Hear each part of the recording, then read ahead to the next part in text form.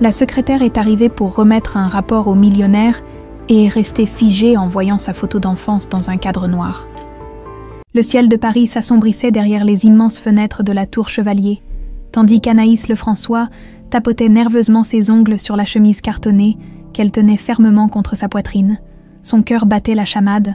Ce n'était pas la première fois qu'elle remettait un rapport à son patron, mais c'était la première fois qu'elle devait pénétrer dans son bureau privé. Ce saint des saints où peu d'employés avaient le privilège d'entrer. « Mademoiselle Lefrançois, Monsieur Chevalier m'a demandé de vous faire monter directement. Il est momentanément absent, mais reviendra dans quelques minutes.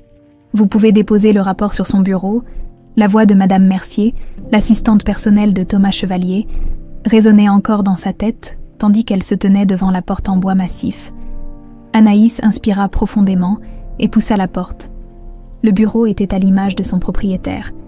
Imposant, élégant et mystérieux, une pièce spacieuse aux murs bordeaux, meublée d'antiquités et de trophées discrets témoignant d'une vie d'accomplissement. L'odeur subtile de cuir et de bois précieux flottait dans l'air. Anaïs se dirigea vers le bureau en acajou et y déposa délicatement le rapport. Mission accomplie. Elle aurait dû tourner les talons et sortir. Pourtant, quelque chose dans cette pièce l'attirait, comme un murmure lointain qu'on ne distingue pas mais qu'on ressent. Son regard fut attiré par la cheminée en marbre blanc où trônaient quelques photos dans des cadres argentés, des images de Thomas plus jeune, souriant, une expression qu'elle n'avait jamais vue sur son visage dans la réalité. Et puis, légèrement en retrait, un petit cadre noir, simple et discret, comme hypnotisé, Anaïs s'approcha.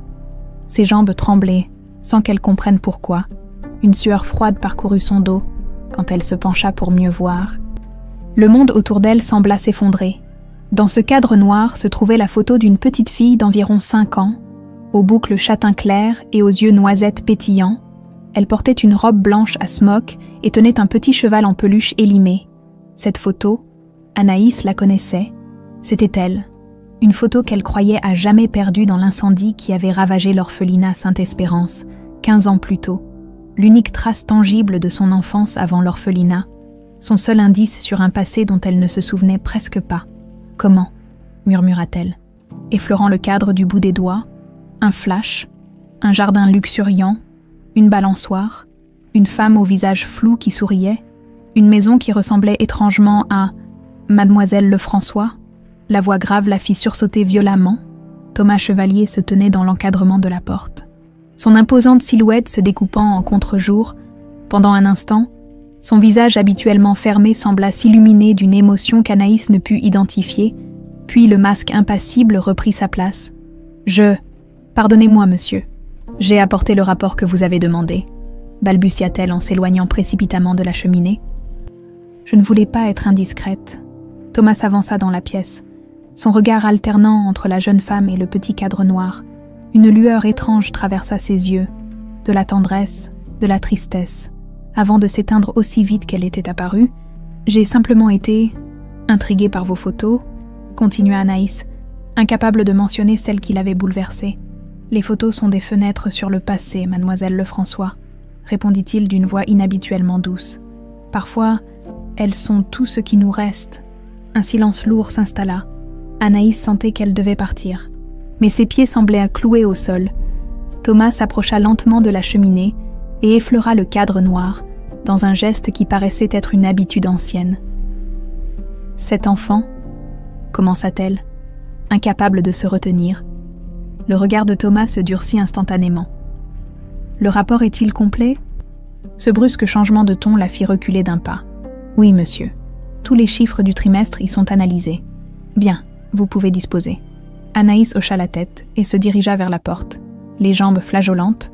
Au moment où elle allait sortir, la voix de Thomas l'arrêta. « Mademoiselle Lefrançois. » Elle se retourna. « Oui, monsieur. Vous avez fait du bon travail. » C'était la première fois qu'il lui adressait un compliment direct. Anaïs murmura un remerciement et sortit, le cœur battant à tout rompre, dans le couloir. Elle dut s'appuyer contre le mur pour reprendre ses esprits. Comment sa photo d'enfance pouvait-elle se trouver dans le bureau privé de Thomas Chevalier? Quel lien pouvait exister entre cet homme puissant et l'orpheline qu'elle était? De l'autre côté du couloir, une silhouette observait la scène avec attention. Léonard Chevalier, le frère cadet de Thomas, avait remarqué le trouble de la jeune secrétaire, et il n'aimait pas ça. Pas du tout. Anaïs regagna son bureau dans un état second. Autour d'elle, l'agitation habituelle du siège social du groupe Chevalier continuait. Appels téléphoniques, cliquetis de clavier, conversations feutrées. Ce monde de luxe et de pouvoir semblait soudain irréel, comparé au tourbillon émotionnel qu'il habitait. Ce soir-là, dans son modeste appartement de Montmartre, Anaïs ne put trouver le sommeil. Les images se bousculaient dans sa tête. La photo dans le cadre noir, le regard étrange de Thomas Chevalier, et ces fragments de souvenirs qui remontaient comme des bulles du fond d'un lac. Un jardin, une balançoire, une grande maison qui ressemblait étrangement au manoir familial des Chevaliers qu'elle avait aperçu dans un magazine économique. Elle se leva et fouilla dans une vieille boîte en fer où elle conservait ses rares souvenirs d'enfance. Un ruban défraîchi, un petit cheval en peluche rapiécé, identique à celui de la photo, et une coupure de journal jauni mentionnant l'incendie de l'orphelinat Sainte-Espérance. Aucune trace de sa vie avant ses 5 ans, comme si Anaïs Lefrançois n'avait pas existé avant d'être recueillie par les sœurs de l'orphelinat. Pendant ce temps, dans le manoir familial des Chevaliers, Thomas se tenait immobile devant une fenêtre, un verre de cognac à la main, observant les lumières de Paris qui scintillaient dans la nuit. La porte de son bureau s'ouvrit sans qu'on ait frappé. « Tu l'as reconnu, n'est-ce pas ?» La voix de Léonard était douce mais accusatrice. « Je ne vois pas de quoi tu parles, » répondit Thomas sans se retourner. « J'ai vu ton regard quand elle était dans ton bureau. Tu recommences à te souvenir, n'est-ce pas ?» Léonard s'approcha, un petit flacon à la main. « C'est l'heure de ton traitement, mon frère. Tu sais que le médecin a insisté. Pour ton bien. » Thomas se tourna vers lui, une lueur de défi dans les yeux. Puis son regard se voila, comme si un brouillard intérieur l'envahissait. Il soupira et tendit la main pour prendre les comprimés que son frère lui tendait. Dans l'aile et du manoir, une femme aux traits délicats était assise devant une coiffeuse, brossant mécaniquement ses longs cheveux châtains. Gisèle Chevalier s'arrêta soudain, comme si elle avait entendu un écho lointain. Une larme silencieuse coula sur sa joue sans qu'elle sache pourquoi, quelque part dans les rues de Paris. Un homme d'une 60aine d'années, au visage marqué par les épreuves, scrutait la façade de l'immeuble d'Anaïs. Jacques Delorme serra contre lui une vieille sacoche contenant des documents sauvés des flammes 23 ans plus tôt. « Je t'ai enfin retrouvé », murmura-t-il. La nuit enveloppait Paris. Mais pour certains, l'aube d'une vérité trop longtemps enfouie commençait à poindre. Le soleil se levait à peine sur Paris quand Anaïs émergea d'une nuit agitée. Des fragments de rêves s'accrochaient encore à sa conscience. Une maison inconnue mais familière, un jardin aux roses parfumées, et cette sensation persistante d'appartenir à un autre monde que celui qu'elle connaissait. Elle prépara machinalement son café, les yeux fixés sur le petit cheval en peluche qu'elle avait posé sur la table de la cuisine. Ce jouet usé par le temps était son plus ancien compagnon, le seul témoin muet de sa vie d'avant, l'orphelinat Sainte-Espérance, murmura-t-elle, en saisissant la coupure de journal jauni. L'article datait d'il y a 15 ans. Un incendie ravage l'orphelinat Sainte-Espérance. Aucune victime, mais des archives irremplaçables perdues. Anaïs connaissait ces mots par cœur. Cette nuit-là, elle avait perdu toute chance de découvrir ses origines, les dossiers des enfants, les registres d'admission. Tout avait brûlé, comme si le destin avait voulu effacer définitivement son passé. Sœur Marie-Claire, la directrice de l'orphelinat, lui avait souvent répété la même histoire. « Tu es arrivée un matin d'hiver, ma petite. Une assistante sociale t'a amenée. Aucun nom, aucune information. Juste cette photo et ce petit cheval. » Anaïs secoua la tête. Pourquoi cette photo se trouvait-elle chez Thomas Chevalier? Était-ce vraiment la sienne ou une ressemblance troublante avec une autre enfant? Son téléphone vibra, la ramenant brutalement au présent. Un message de Madame Mercier. « Monsieur Chevalier souhaite vous voir ce matin à 9h précise dans son bureau. » Un frisson parcourut son échine. Avait-il remarqué son trouble devant la photo, au manoir Chevalier? Léonard se tenait devant la porte entr'ouverte de la chambre de son frère. Thomas était assis sur le rebord de son lit, le regard perdu dans le vague, une expression absente sur le visage. Les médicaments faisaient leur effet. « Comment te sens-tu ce matin, mon frère ?» demanda Léonard en entrant avec un plateau. Thomas leva lentement les yeux. Fatigué, comme toujours. « C'est normal. Le docteur Moreau dit que c'est un effet secondaire du traitement. » Léonard disposa soigneusement 2 pilules à côté d'un verre d'eau. « Ces nouvelles doses devraient t'aider. Thomas les observa avec une méfiance confuse. « J'ai fait un rêve étrange cette nuit. J'ai vu Gisèle et... » Le visage de Léonard se crispa imperceptiblement. « Tu sais que ces rêves te perturbent. Prends tes médicaments. » Tandis que Thomas avalait docilement les comprimés, Léonard s'approcha de la fenêtre. Sa silhouette élégante se découpait dans la lumière matinale. À 53 ans, Léonard Chevalier incarnait la réussite discrète. L'éminence grise derrière le succès du groupe Chevalier, là où Thomas avait toujours été le visage charismatique de l'entreprise, Léonard en était le cerveau calculateur. Du moins, c'est ainsi qu'il aimait se percevoir. « J'ai demandé à mademoiselle Lefrançois de venir ce matin », murmura Thomas, comme s'il se parlait à lui-même. « Ta nouvelle secrétaire. » Léonard se retourna brusquement. « Pourquoi ?»« Je ne sais plus. » Thomas fronça les sourcils, cherchant une raison qui lui échappait. « Son rapport, je crois ?» Léonard sourit avec une douceur calculée. « Je m'en occuperai si tu ne te sens pas bien. Tu devrais te reposer. »« Non », répondit Thomas avec une fermeté qui surprit son frère. « Je veux la voir moi-même. » Léonard observa attentivement son frère. Ses moments de lucidité devenaient préoccupants. Dans l'aile est du manoir, rarement visité, Gisèle Chevalier arrangeait méticuleusement des fleurs fraîches dans un vase. À 50 ans, elle conservait une beauté éthérée, malgré la tristesse permanente qui voilait son regard. Ses longs cheveux châtains étaient parsemés de fils argentés qu'elle ne cherchait pas à dissimuler. On frappa doucement à sa porte. Martine, sa dame de compagnie depuis 20 ans, entra avec un plateau. « Votre petit déjeuner, madame, et vos médicaments. Monsieur Léonard insiste pour que vous les preniez avant sa visite. » Gisèle hocha la tête avec résignation. Ces pilules qui l'enveloppaient dans un brouillard cotonneux, ces pilules qu'on lui assurait nécessaires pour calmer ses crises d'angoisse qu'elle ne se rappelait jamais avoir. « Savez-vous pourquoi mon beau-frère veut me voir ?» demanda-t-elle doucement. « Je crois qu'il souhaite discuter des préparatifs pour l'anniversaire de l'entreprise, madame. » Gisèle soupira. Ces événements mondains auxquels elle n'assistait jamais, protégée par le diagnostic complaisant d'une fragilité émotionnelle chronique. En prenant les comprimés, son regard tomba sur un portrait au mur. Une petite fille aux boucles châtain clair, sa fille, son petit trésor disparu, la seule photo qu'on lui avait laissée. Thomas en avait une autre, lui avait-on dit, mais il lui était interdit d'en parler. « Pour votre bien à tous les deux », répétait Léonard. Une vague de chagrin la submergea, comme chaque matin depuis 23 ans. Elle ferma les yeux. Laissant les médicaments l'emporter loin de cette douleur familière, à quelques rues du siège social du groupe Chevalier, Jacques Delorme sirotait un café dans un bistrot, observant l'imposante tour qui dominait le quartier. Ses mains usées caressaient distraitement la vieille sacoche posée sur ses genoux. Le serveur déposa l'addition. « Première fois à Paris, monsieur. » Jacques esquissa un sourire fatigué. « Non, je reviens après une longue absence. 23 ans d'absence, plus précisément, 23 ans de recherche obstinée, de fausses pistes et de désespoir, jusqu'à cette annonce dans la presse économique. 3 mois plus tôt, une photo du directoire du groupe Chevalier, avec en arrière-plan une jeune femme que Jacques avait immédiatement reconnue, ses yeux, ce visage, une version adulte de la petite fille qu'il avait juré de protéger et pour laquelle il avait échoué. Sa main se crispa sur la sacoche contenant les précieux documents qu'il avait sauvés des flammes la nuit de l'incendie, le double des dossiers de l'orphelinat, incluant le certificat d'admission d'Anaïs Lefrançois, daté du lendemain de sa disparition. Jacques avait été plus qu'un simple garde du corps pour la famille Chevalier. Il avait été le confident de Thomas, le protecteur de la petite héritière, et l'amant secret d'Eugénie, la gouvernante du manoir. De cette relation cachée était né Gaël, un enfant que personne ne devait découvrir.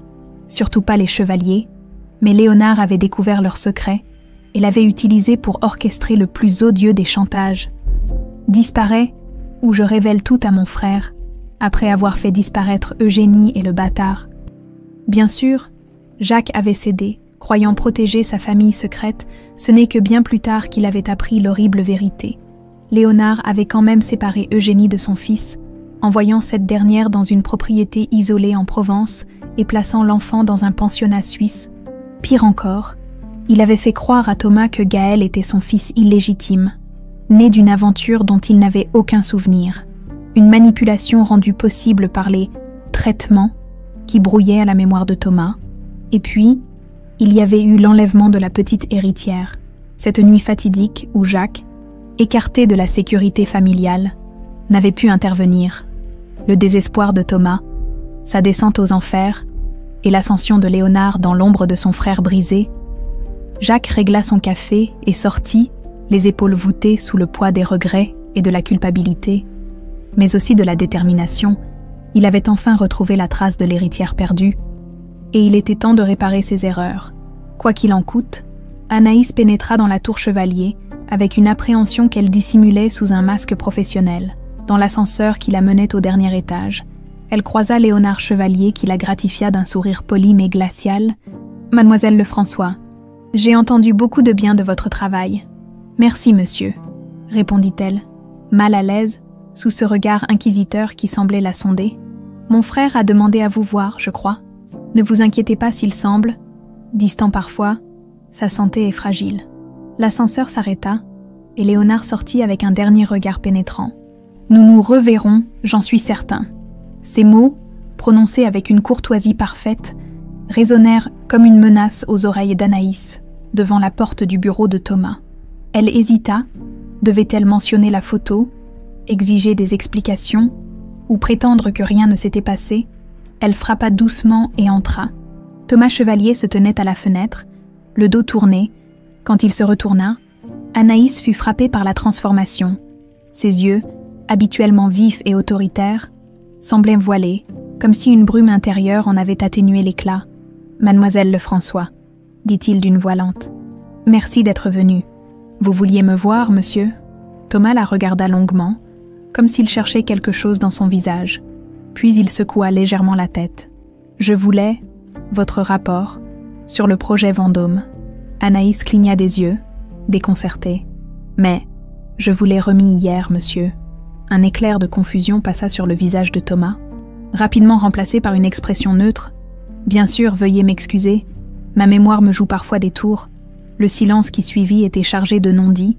Anaïs sentait que quelque chose n'allait pas, que cet homme puissant et respecté cachait une fragilité inattendue. « Monsieur, puis-je vous poser une question ?» se risqua-t-elle finalement. Avant que Thomas puisse répondre, la porte s'ouvrit sur Léonard. « Thomas, le conseil d'administration va commencer. Tu as oublié ?» Son regard passa de son frère à la jeune femme. « Mademoiselle Lefrançois, nous ne vous retenons pas. » Alors qu'elle quittait la pièce, Anaïs perçut le murmure de Léonard. « Tu as encore oublié de prendre tes médicaments, n'est-ce pas ?» Dans le couloir, une sensation étrange l'envahit, comme si quelqu'un l'observait. Elle se retourna et aperçut, à l'autre bout du couloir, une silhouette féminine qui disparut aussitôt. Pendant un bref instant, Anaïs eut l'impression troublante de voir une version plus âgée d'elle-même, le brouhaha du restaurant gastronomique. Le grand Véfour résonnait autour de Léonard Chevalier, tandis qu'il consultait discrètement sa montre. Son rendez-vous avait 15 minutes de retard. Un affront délibéré. Il en était certain. À la 3e gorgée de son château Margaux, il le vit enfin franchir l'entrée, attirant les regards par sa seule présence. Gaël Delorme avançait avec cette nonchalance élégante, propre à ceux qui n'ont jamais eu à s'excuser de leur existence. À 28 ans, il possédait le charisme magnétique de Thomas et l'intelligence calculatrice de Léonard, sans être véritablement lié à aucun des deux. Du moins, c'est ce qu'il commençait à soupçonner. « Mon cher oncle », dit-il en s'asseyant face à Léonard, un sourire ironique aux lèvres, toujours ponctuel. « Et toi, toujours irrespectueux », répliqua Léonard en reposant son verre. « Que me vaut l'honneur de ton retour à Paris? Les plaisirs de Zurich ne te suffisaient pas plus. » Gaël commanda un whisky avant de répondre. Ses yeux gris-bleu, héritage de Jacques qui l'ignorait encore, scrutèrent Léonard avec une intensité troublante. Disons que j'ai développé une soudaine curiosité pour l'histoire familiale. Le sourire de Léonard se figea imperceptiblement. « Ah, quelle charmante idée! Ton père sera ravi de te voir. »« Thomas, tu veux dire ?» Gaël accentua délibérément le prénom. « Étrange que tu l'appelles mon père, alors que lui-même semble à peine me reconnaître. Sa santé, tu sais ?»« Oui, cette mystérieuse maladie dont personne ne parle clairement. » Gaël fit tourner son whisky dans son verre. « En parlant de mystère, j'ai trouvé des documents intéressants récemment. » Le visage de Léonard demeura impassible, mais sa main se crispa légèrement sur la nappe. Vraiment, des vieilles photos, des lettres. Gaël observait chaque micro-expression de son oncle. Tu sais ce qui est fascinant avec les archives. Elles racontent souvent une histoire différente de la version officielle. Avant que Léonard puisse répondre, son téléphone vibra, il lut le message et son visage s'assombrit. « Je dois retourner au bureau. Une urgence ?»« Bien sûr, » sourit Gaël. « Nous aurons d'autres occasions de discuter de généalogie. » En quittant le restaurant, Léonard composa un numéro avec une rage contenue. « Il est revenu, et il sait quelque chose. » Doubler la surveillance de Mademoiselle Lefrançois. Anaïs triait distraitement des dossiers quand Madame Mercier apparut à l'entrée de son bureau. « Mademoiselle Lefrançois, Monsieur Chevalier souhaite que vous assistiez à sa réunion avec son fils. » Son fils. Anaïs ne put cacher sa surprise. Aucune mention d'un fils n'apparaissait dans les biographies officielles de Thomas Chevalier. « Gaël Delorme », précisa Madame Mercier avec un air entendu. Un sujet délicat. Salle de conférence privée, dans 10 minutes, prenez de quoi noter. Dans l'ascenseur, Anaïs tenta de rassembler les bribes d'informations qui circulèrent dans l'entreprise sur ce mystérieux héritier. Gaël Delorme, élevé en Suisse, une relation distante avec Thomas. Certains disaient que sa mère avait été une simple employée de maison, d'autres évoquaient une liaison passionnée mais brève. Personne ne semblait connaître la vérité exacte. La salle de conférence était vide quand elle y entra. Anaïs disposa méticuleusement bloc-notes et stylos, puis s'approcha de la baie vitrée. Paris s'étendait à ses pieds, magnifique et indifférente. Perdue dans sa contemplation, elle n'entendit pas la porte s'ouvrir. La vue est plus impressionnante que les personnes qui prétendent la posséder, n'est-ce pas? La voix, grave et légèrement moqueuse, la fit sursauter. Anaïs se retourna et se retrouva face à un jeune homme dont l'allure décontractée contrastait avec l'atmosphère formelle de l'immeuble. Grand, les cheveux châtain foncé savamment négligés, il dégageait cette assurance tranquille des gens qui se savent séduisants sans avoir besoin de le prouver. « Vous devez être la nouvelle assistante de mon père », dit-il en s'avançant, main tendue, Gaël Delorme. Anaïs Lefrançois. Sa main disparut un instant dans celle. Chaude et ferme, du jeune homme, une étrange familiarité la troubla, quelque chose dans la forme de ses yeux, peut-être Lefrançois, répéta-t-il comme s'il goûtait chaque syllabe. Un nom qui vous va bien. Elle fronça les sourcils. Comment pourriez-vous le savoir? Nous ne nous connaissons pas. L'intuition, répondit-il avec un sourire énigmatique. Ou peut-être ai-je fait quelques recherches sur les nouveaux visages entourant mon père. Avant qu'Anaïs puisse répliquer, la porte s'ouvrit à nouveau. Thomas Chevalier entra, suivi de près par Léonard. Anaïs fut frappée par la transformation de Thomas. Son regard était plus vif, sa démarche plus assurée que lors de leur dernière rencontre, comme si la présence de son fils avait dissipé momentanément le brouillard qui l'enveloppait habituellement. « Gaël » dit-il simplement, une émotion indéfinissable dans la voix. Le jeune homme se tourna vers son supposé père. Toute trace d'ironie disparut de son visage. Thomas, cela faisait longtemps. Un silence gêné s'installa, que Léonard rompit avec un enthousiasme forcé. « Bien, maintenant que les présentations sont faites, parlons de l'intégration de Gaël dans nos projets européens. » Durant l'heure qui suivit, Anaïs prit consciencieusement des notes, tout en observant la dynamique troublante entre les trois hommes. Thomas oscillait entre moments de lucidité impressionnante et périodes d'absence où Léonard prenait habilement le relais. Gaël, quant à lui, semblait étudier chaque interaction avec une curiosité presque clinique, posant parfois des questions dont la précision technique surprenait visiblement Léonard. Pourquoi avoir confié la restructuration de la filiale allemande à Keller Consulting plutôt qu'à Benz & Wagner, qui connaissait déjà notre structure? Demanda soudain Gaël, interrompant Léonard. Une tension électrique envahit la pièce. Léonard sourit froidement. Une décision stratégique basée sur des analyses que tu n'as pas eues entre les mains. Cher neveu, murmura Gaël. Intéressant choix de mots. Thomas fronça les sourcils, regardant alternativement son frère et son fils. Une lueur de confusion traversa son regard. Je crois que nous avons couvert l'essentiel, intervint Léonard en consultant sa montre. Thomas, n'oublie pas ton rendez-vous avec le docteur Moreau, Anaïs. Veuillez raccompagner Gaël, voulez-vous? J'ai besoin de m'entretenir en privé avec mon frère. Dans le couloir, Gaël marchait silencieusement aux côtés d'Anaïs, qui sentait un malaise croissant l'envahir. Au détour d'un couloir, il s'arrêta brusquement. « Savez-vous ce qu'est une marionnette, mademoiselle Lefrançois ?» Surprise par cette question incongrue, elle le dévisagea. Je vous demande pardon. Une marionnette, répéta-t-il doucement. Un objet qui semble vivant, mais dont chaque mouvement est contrôlé par des fils invisibles. Cette entreprise en est remplie. Il se pencha légèrement vers elle. « Et vous, qui tire vos fils ?»« Personne, » répondit-elle fermement. « Je ne suis pas une marionnette. » Gaël sourit, révélant un charme dont il semblait pleinement conscient. « Dans ce cas, nous pourrions avoir plus en commun que vous ne le pensez. » Ils atteignirent le hall principal, quand Anaïs aperçut un homme âgé qui semblait l'observer avec insistance. Lorsque leurs regards se croisèrent, il détourna rapidement les yeux, mais pas avant qu'elle ait remarqué son expression, un mélange troublant de reconnaissance et d'émotion. « Un ami à vous ?» demanda Gaël, suivant son regard. « Non, je ne l'ai jamais vu. » Gaël observa l'homme qui s'éloignait. « Jacques Delorme » murmura-t-il, plus pour lui-même que pour elle. « Quelle coïncidence! Vous le connaissez?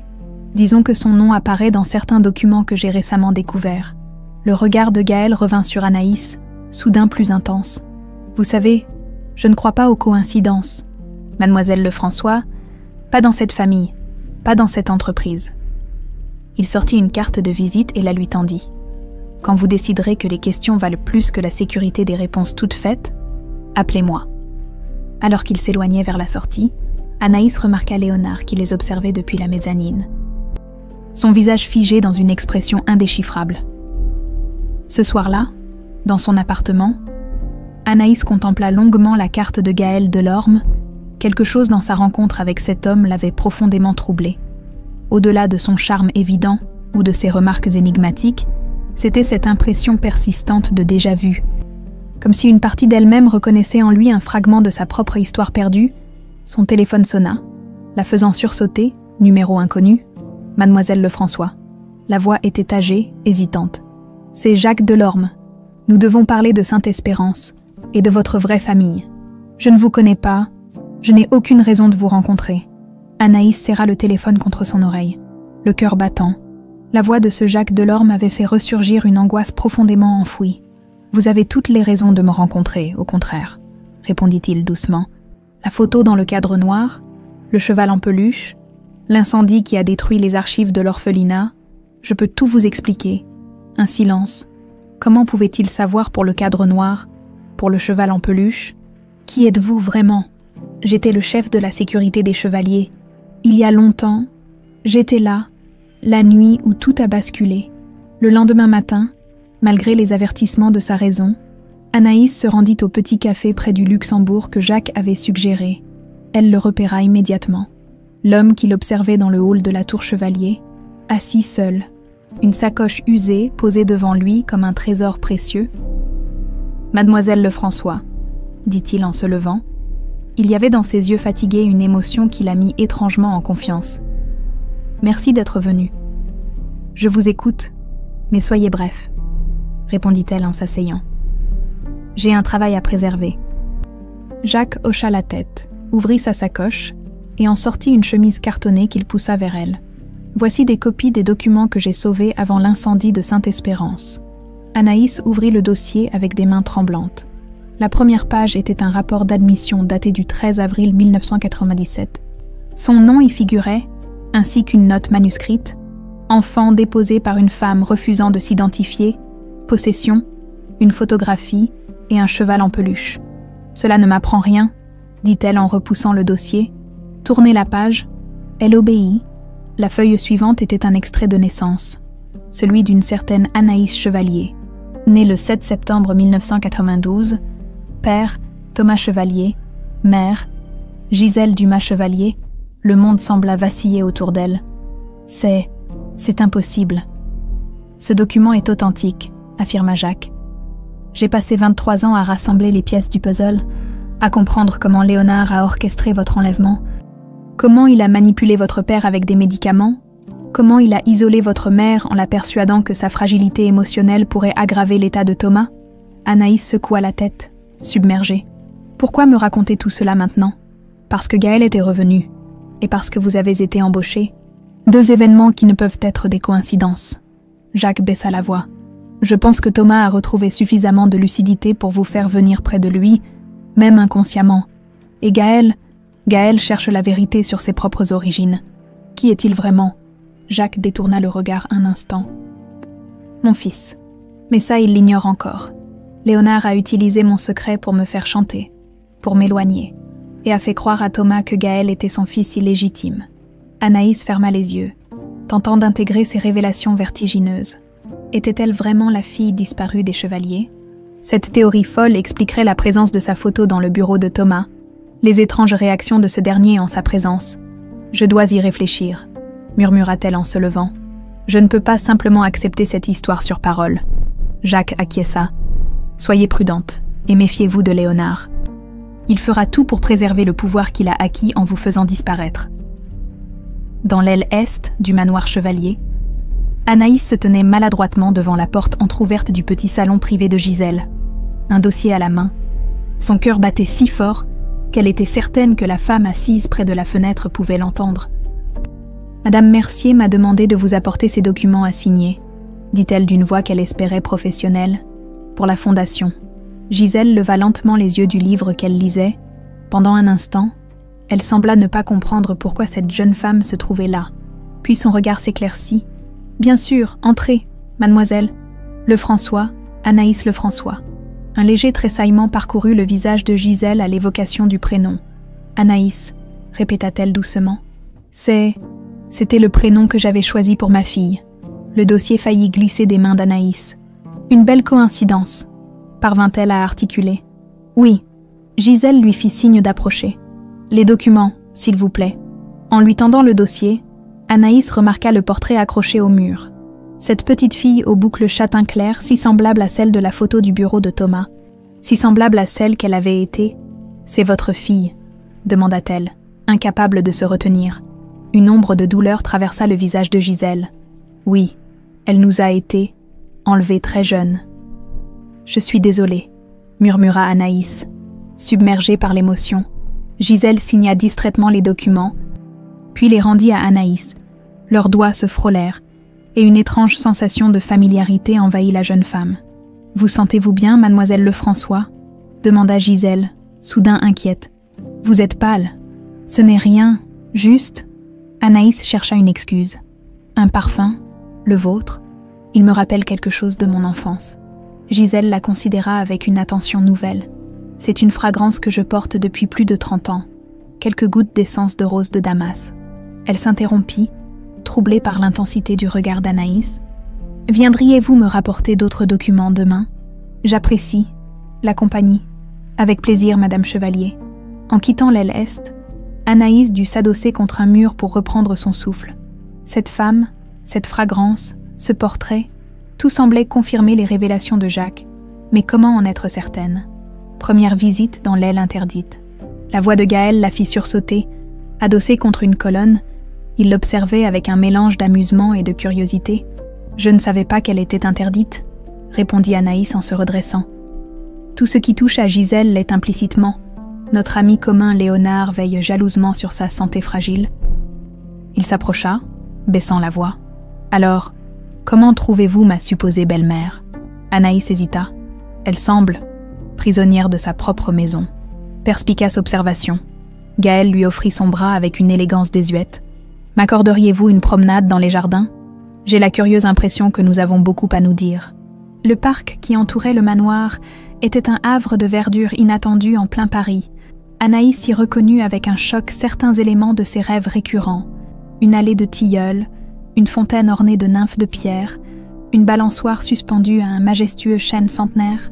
« J'ai trouvé des documents étranges dans les archives de Zurich, » dit Gaël en s'arrêtant près d'un banc de pierre. « Des virements réguliers à mon nom depuis 23 ans, signés par Léonard mais provenant des comptes personnels de Thomas, et une correspondance entre Léonard et un certain docteur Moreau concernant un traitement expérimental pour troubles dissociatifs administré à mon supposé père. » Anaïs se tourna vers lui, indécise.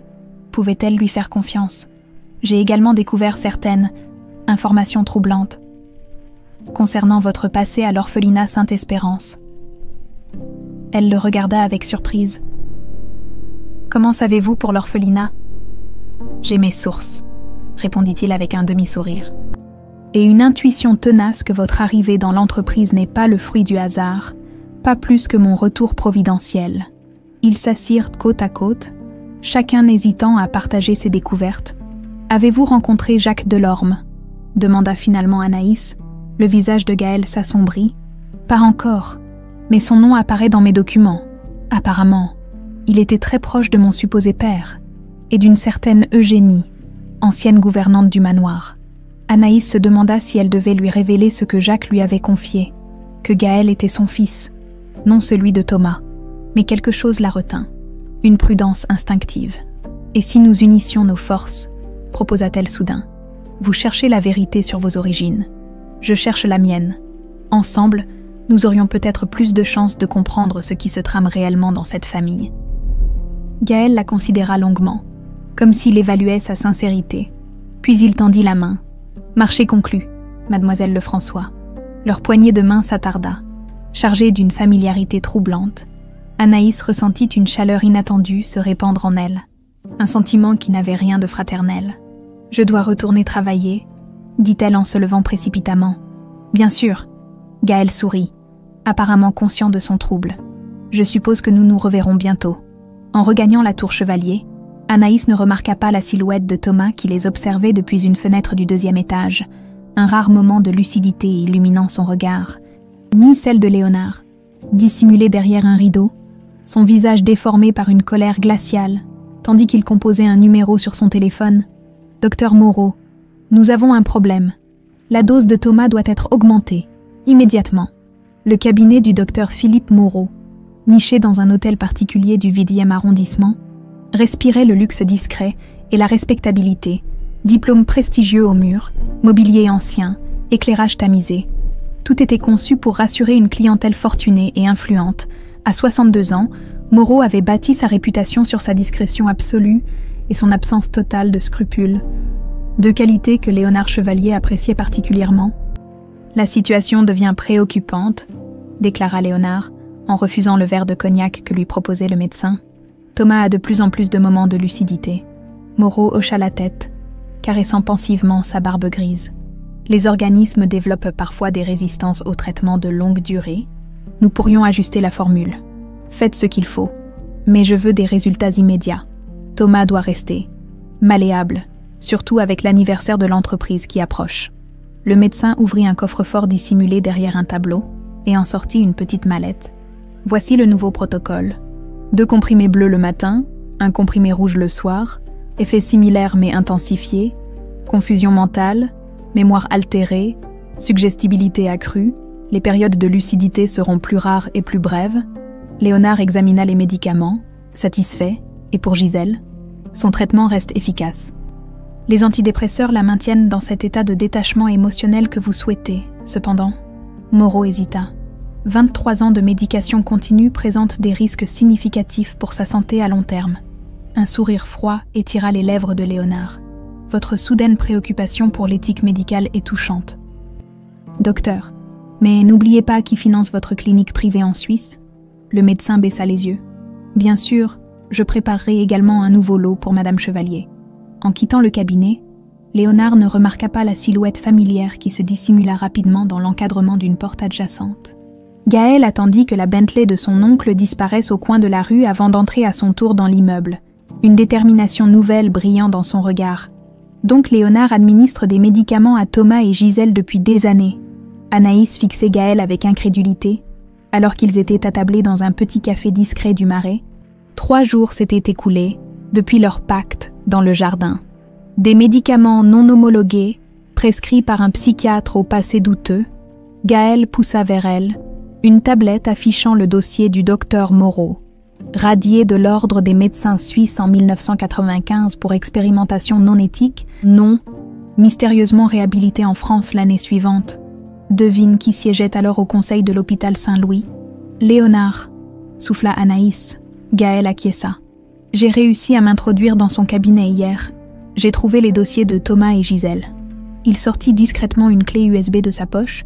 23 ans de traitement pour un prétendu trouble dissociatif post-traumatique que Thomas aurait développé après ton enlèvement, et pour Gisèle, un cocktail d'antidépresseurs et de sédatifs censés traiter une dépression chronique.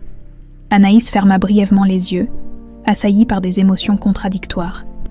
L'idée que ces personnes puissent être ses parents, manipulés depuis des décennies, était vertigineuse. « Tu me crois maintenant ?» demanda doucement Gaël. « Tu es Anaïs Chevalier, leur fille enlevée. J'ai encore du mal à l'accepter. C'est tellement monstrueux, compléta-t-il. Bienvenue dans l'univers tordu des chevaliers. » Un silence s'installa, chargé de non-dits, depuis leur première rencontre. Quelque chose d'indéfinissable s'était développé entre eux. Une complicité qui dépassait leur alliance stratégique. Une attraction que chacun combattait pour des raisons différentes.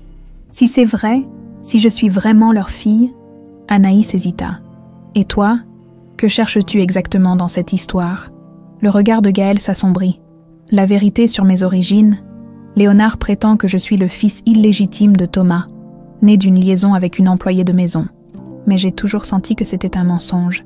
Et maintenant, avec ces documents que j'ai trouvés à Zurich et ce que Jacques Delorme t'a révélé, Anaïs posa impulsivement sa main sur celle de Gaël.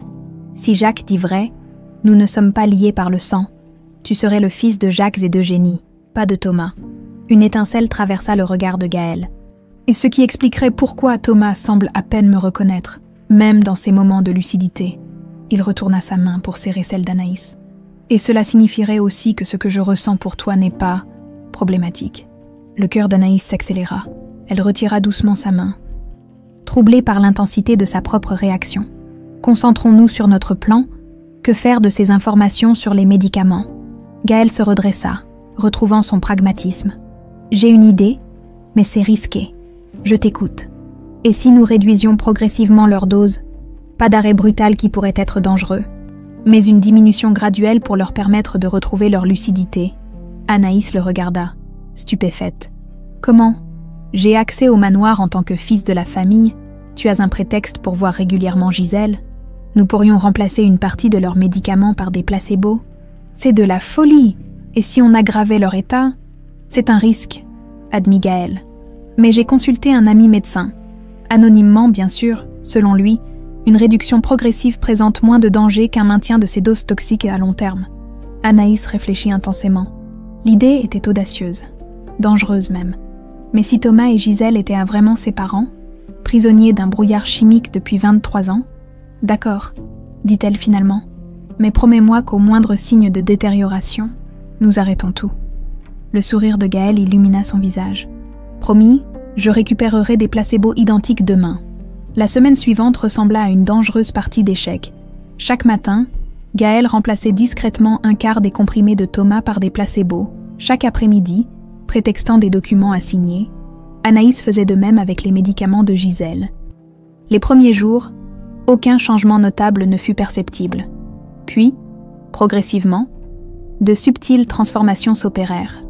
Thomas commença à passer plus de temps dans son bureau de la Tour Chevalier, examinant des dossiers qu'il avait précédemment ignorés.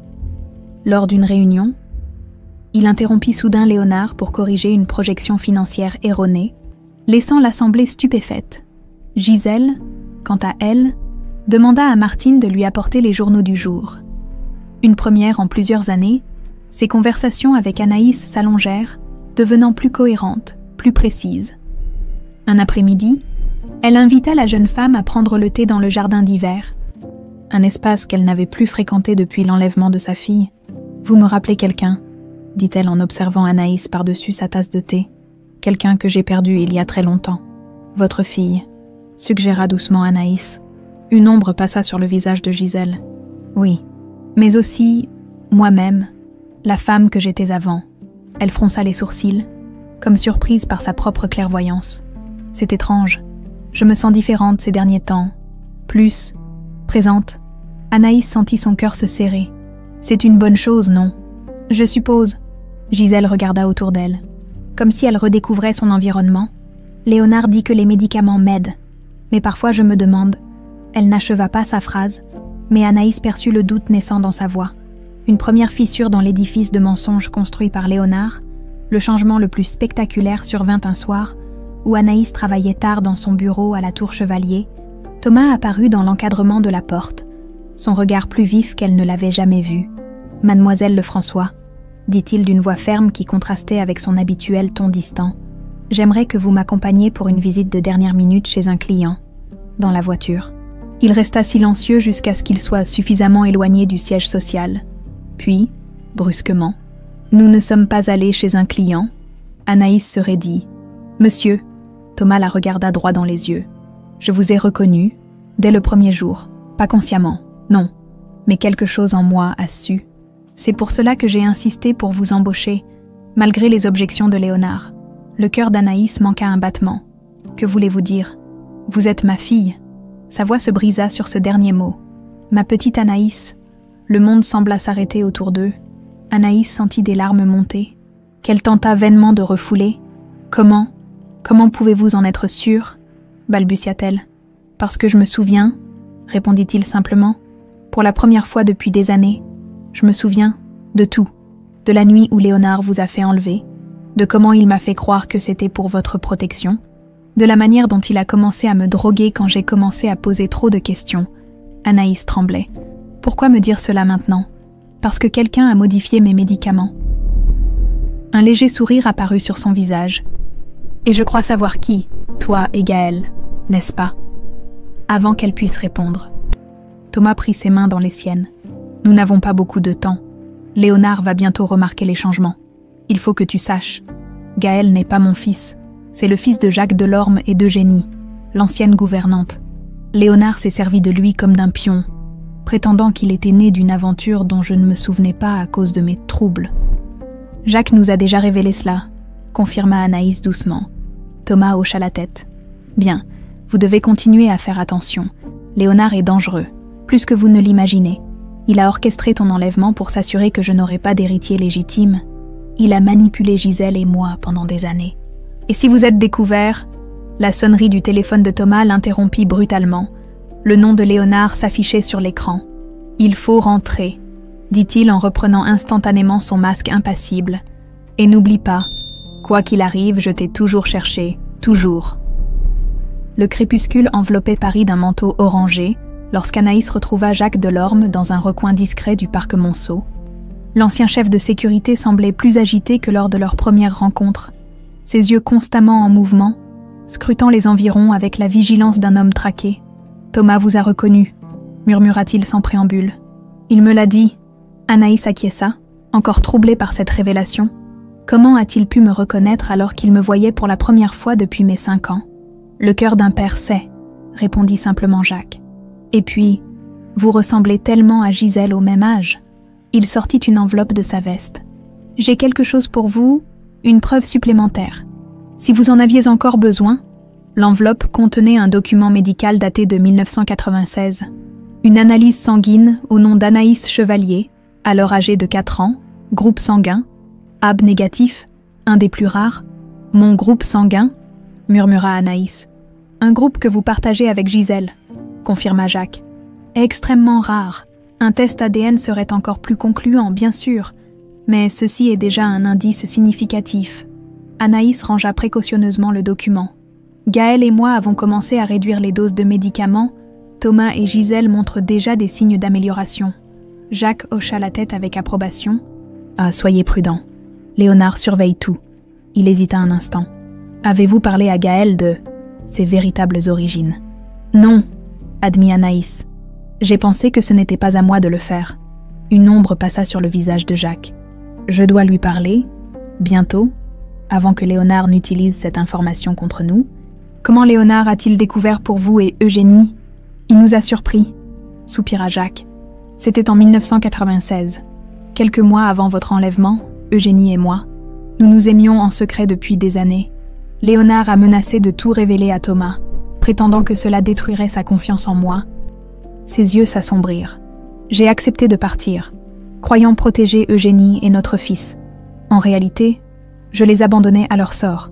Vous ne pouviez pas savoir, » tenta de le rassurer Anaïs. « Si j'étais restée, peut-être aurais-je pu empêcher votre enlèvement. » Jacques secoua la tête. « Les remords sont un luxe inutile à présent. Nous devons nous concentrer sur l'avenir. » Il sortit une clé USB de sa poche. « Tous les documents que j'ai réunis au fil des ans sont ici. Les preuves des manœuvres de Léonard, de l'enlèvement, des médicaments, tout. J'en ai des copies en lieu sûr. Mais vous devriez en avoir une également. » Anaïs prit la clé. Consciente de la valeur de ce qu'elle représentait, 23 ans de recherche patiente. Il y a autre chose dont vous devriez être informé, ajouta Jacques. Gisèle tenait un journal Avant tout cela, elle y notait ses pensées, ses inquiétudes concernant l'attitude de Léonard envers vous. Elle sentait qu'il vous considérait comme une menace. Ce journal pourrait contenir des indices précieux. Savez-vous où il pourrait se trouver? Connaissant Gisèle, dans un endroit associé à vous, un objet ou un lieu qui lui rappelait sa fille. En quittant le parc, Anaïs ne remarqua pas la silhouette qui les observait depuis une voiture garée à distance. Léonard, le visage figé dans une expression de rage froide, le lendemain, sous prétexte d'apporter de nouveaux documents à signer, Anaïs se rendit dans l'aile est du manoir. À sa surprise, Gisèle n'était pas dans son salon habituel. « Madame est dans la nurserie », l'informa Martine avec une expression mêlant surprise et inquiétude. Elle n'y était pas entrée depuis très longtemps. Anaïs sentit son cœur s'accélérer. La nurserie, la chambre d'enfant qui avait été la sienne, elle trouva Gisèle assise sur un petit fauteuil près d'une fenêtre, contemplant la pièce préservée comme un sanctuaire, des jouets, des livres, des peluches.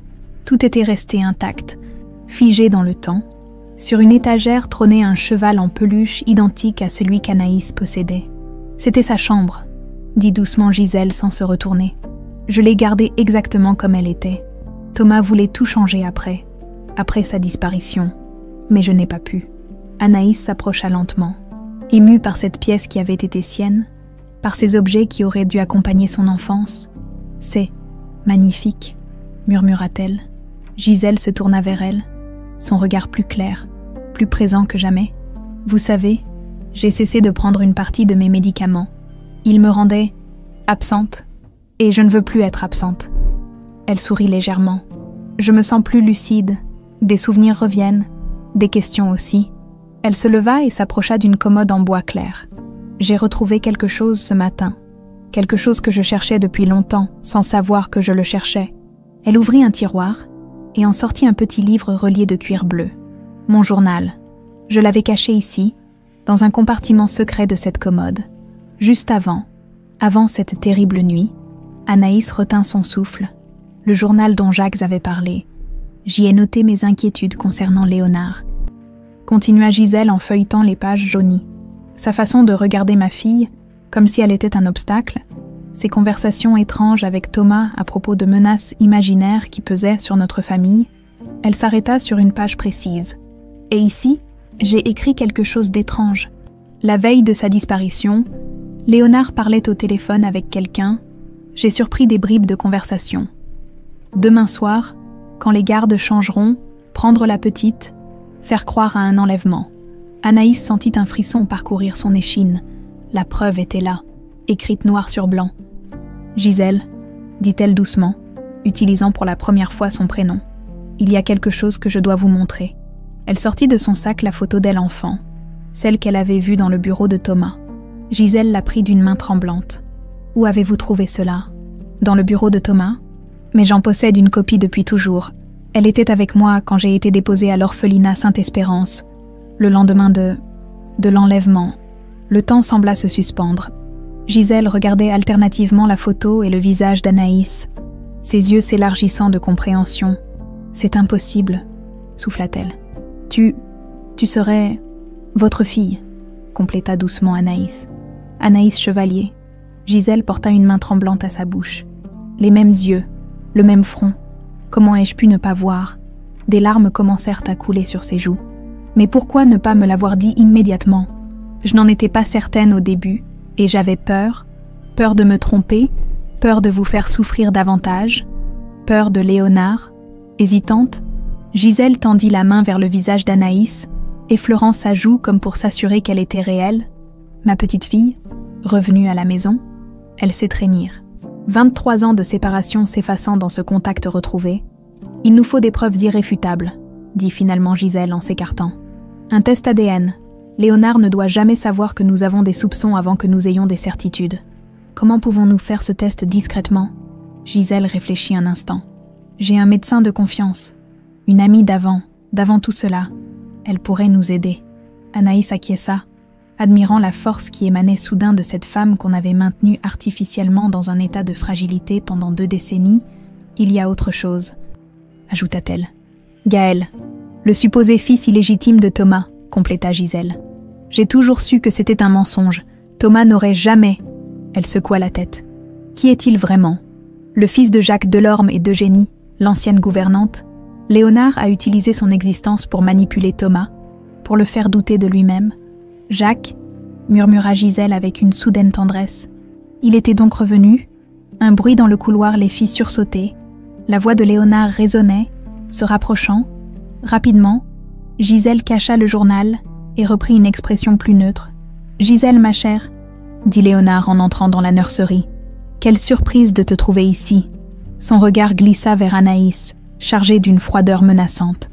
Et avec mademoiselle Lefrançois, qui plus est. Elle m'apportait des documents, répondit calmement Gisèle. Je lui montrai la chambre de notre fille. Comme c'est, touchant, Léonard s'avança, imposant sa présence dans cet espace sacré. Mais tu ne devrais pas t'infliger de tels souvenirs douloureux. Tiens, tes médicaments. Tu as manqué ta dose de midi. Il tendit un verre d'eau et 2 comprimés. Gisèle les prit avec un sourire docile, qui contrastait avec la détermination qu'Anaïs avait vue quelques instants plus tôt. Merci de veiller sur moi, Léonard. Que ferais-je sans toi? En quittant la pièce sous le regard pesant de Léonard, Anaïs emporta avec elle la certitude renouvelée qu'il était temps d'agir. Avant que le maître manipulateur ne s'aperçoive que ses marionnettes commençaient à couper leurs fils, l'enveloppe Kraft posée sur la table du café semblait disproportionnée par rapport à son contenu. Quelques feuilles à peine, mais dont le poids symbolique était incommensurable.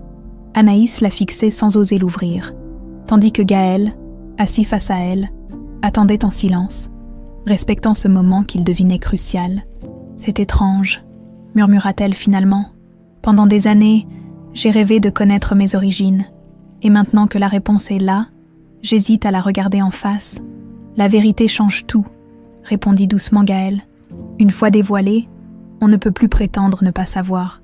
Anaïs prit une profonde inspiration et ouvrit l'enveloppe. Les résultats du test ADN étaient sans équivoque.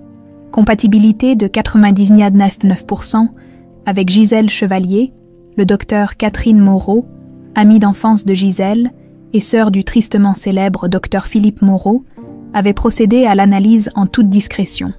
Sans même connaître l'identité réelle d'Anaïs, « Je suis officiellement Anaïs Chevalier », dit-elle, sa voix tremblant légèrement, fille de Thomas et Gisèle Chevalier, héritière du groupe Chevalier, enlevée à l'âge de 5 ans sur les ordres de mon oncle.